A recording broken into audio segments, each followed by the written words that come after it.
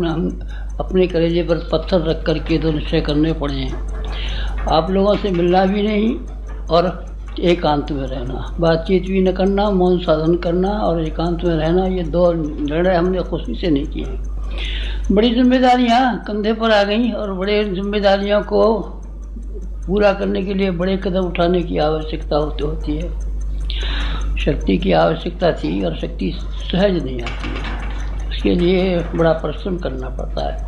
पहलवान बनने के लिए कोई आदमी सहज ही पहलवान नहीं बन जाता, उसके लिए मेहनत करनी पड़ती है। विद्वान कोई आदमी सहज ही नहीं बन जाता, मेहनत करनी पड़ती है। धनवान कोई सहज ही नहीं बन जाता, उसके लिए मेहनत करनी पड़ती है। और हमको भी दो काम पूरा करने में सामर्थ्यवान होने के लिए कड़ी मेहनत करनी पड़ेगी। और कड़ी मेहनत करने के लिए एकांत की ज़रूरत थी, अखाड़े की ज़रूरत थी। अखाड़ा एकांत में होता है, सड़क पर नहीं होता। बस इस काम के लिए आपसे अलग होने की ज़रूरत पड़ी और उसी काम में हम लग गए। मार्गदर्शक हमारा गुरु है, उसका जो मार्गदर्शन मिलता है उसी के आधार पर हम अपना काम शुरू कर देते हैं। कर भी दिया है, बिना आपसे पूछे, बिना आपकी राय लिए हमने अपना काम शुरू कर दिया है और पूरा करके रहेंगे। कोई काम अधूरा हमने रहने भी नहीं दिया है। ज़िंदगी इतनी लंबी हो गई, कोई काम अधूरे छोड़े हैं ना, अधूरा हमारा कोई काम नहीं छूटा हुआ है।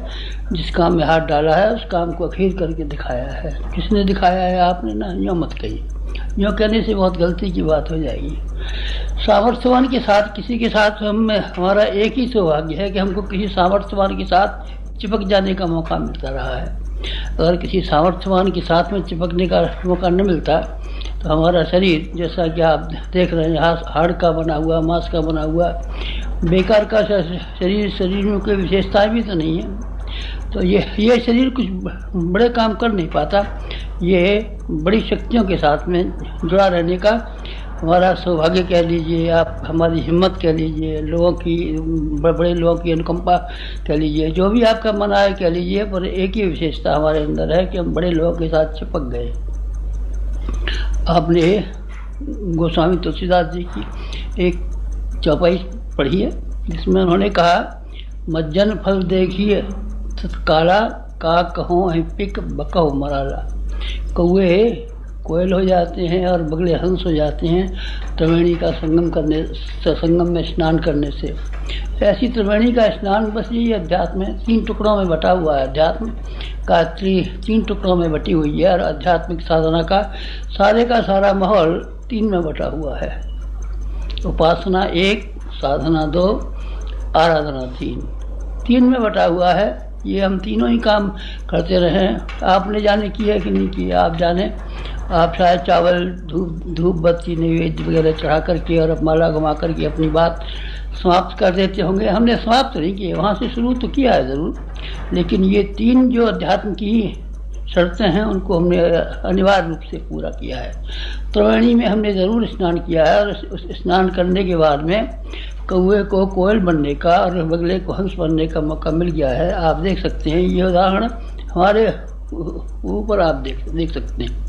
जिस गांव में, जिस घर में जन्म हुआ है, सारे के सारे गांव में कौए रहते हैं। आप अभी भी चले जाइए, और जहां हमारा जन्म हुआ है, जिस वातावरण में हम पले हैं, उसको में आप चले जाइए, सब बगले रहते हैं। हंस कोई नहीं रहता और कोयल कोई नहीं रहती। लेकिन हम अकेले हो गए क्योंकि हमने त्रिवेणी में स्नान कर डाला, और त्रिवेणी में स्नान करना ही असली अध्यात्म की शिक्षा है।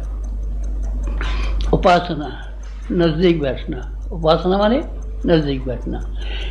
नज़दीक बैठने का एक असर होता है, नज़दीक बैठने का भी असर होता है। चंदन के पास नज़दीक बैठने वाले पेड़ पौधे छोटे छोटे होते हैं, झाड़ी के होते हैं, झंकार होते हैं, लेकिन वो झाड़ झंकार के पौधे भी चंदन की वजह से, चंदन की खुशबू की वजह से वो भी सब सुगंधित हो जाते हैं। हमारा भी ऐसा ही हुआ है। एक बहुत बड़ा चंदन जो हिमालय पे हुआ है, उसके साथ में हमने अपने आप को जोड़ लिया और खुशबूदार हम भी हो गए। चंदन तो हम नहीं है, पर चंदन के समीप बैठने की वजह से खुशबूदार हम जरूर हो गए, खुशबूदार जरूर हो गए हैं। आपने ये सबको देखा होगा। ईंधन और आग को देखा है ना, ईंधन लकड़ी का होता है, खराब होता है, भुना हुआ होता है, सड़ा हुआ होता है, गीला होता है, लेकिन आग के नज़दीक जाने के बाद में वो ईंधन इतना ज्वलंत हो जाता है कि आप छू के तो देखिए ज़रा। अभी तो आप उस लकड़ी को यहाँ से वहाँ उठाए फिरते थे, लात मारते थे, कुछ भी करते थे, अब ज़रा छूइए ना, आग आ गई ना उसमें। ये कैसे आ गई? नज़दीक बैठने से। अगर वो ईंधन आग के नज़दीक न बैठा होता तो, दूर रहता तो वो इसकी हैसियत उसी तरह की बन जाती जैसी कि होनी चाहिए।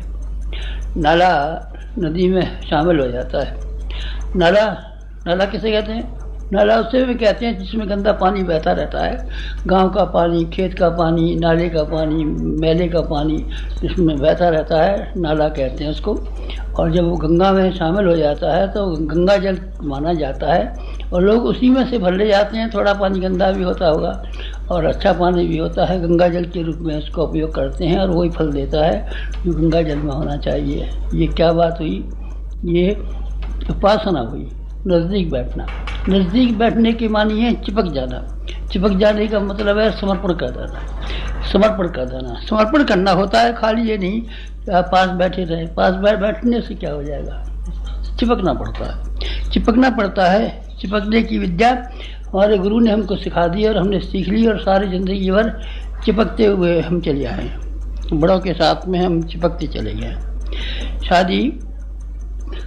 शादी होती है, कोई स्त्री बेचारी गांव की बिना पढ़ी किसी संपन्न आदमी के पास, किसके साथ में, सेठ के साथ, विद्वान के साथ, डॉक्टर के साथ शादी हो जाती है। उस लड़की की हैसियत 1 घंटे के बाद में बदल जाती है। वो गांव की गंवार नहीं रहती, फिर वो सेठानी हो जाती है, पंडितानी हो जाती है, डॉक्टरनी हो जाती है, जाने क्या हो जाती है। और उसके पति की मृत्यु हो जाए तो जो कुछ भी इसके पास संपदा थी पति की, 1 घंटे बाद उसकी मालकिन हो जाती है। क्यों हो जाती है? कि उसने सौंप दिया अपने आप।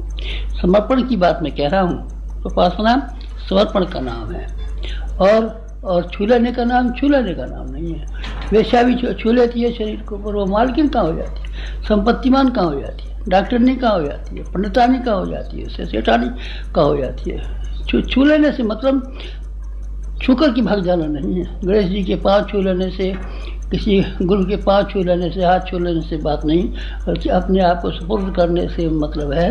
वही हमने किया है और वो मैं अपनी ब्यौरा आपको इसलिए बता रहा हूँ।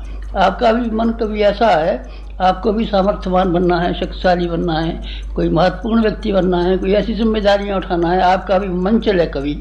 जैसा कि हमारा मन हमेशा चलता रहा है, कोई बड़ा काम करना चाहिए, किसी बड़े आदमी को अपना बनाना चाहिए और अपने को बड़े आदमी का बनाना चाहिए। ये हविष्ट, ये इच्छा, ये ख्वाहिश हमारे हमेशा मन में रही और उसी को पूरा करने के लिए अब हम फिर नए से नया कदम उठा रहे हैं। 500 लोहे की बात सुना।